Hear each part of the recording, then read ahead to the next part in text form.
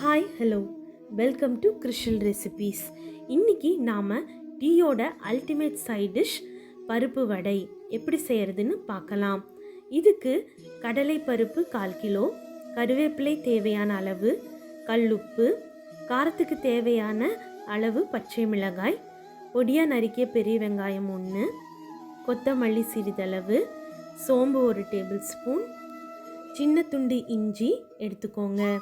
ஒரு மிக்சர் ஜாரில் அரை மணி நேரம் ஊற வச்ச கடலை பருப்பு சேர்த்துட்டு அதோட பச்சை மிளகாய், கல்லுப்பு, இஞ்சி, சோம்பு சேர்த்து கொரகரப்பாக அரைச்சி எடுத்துக்கோங்க. இப்போது அரைச்ச வடை மாவோட சோம்பு, கொத்தமல்லி, பெரிய வெங்காயம், கருவேப்பிலை சேர்த்து நல்லா கலந்துக்கோங்க. ஒரு பேனில் சன்ஃப்ளவர் ஆயில் சேர்த்து சூடானதும் மாவை சின்ன உருண்டைகளாக எடுத்துட்டு வடை போல் தட்டி சேர்த்துக்கலாம்.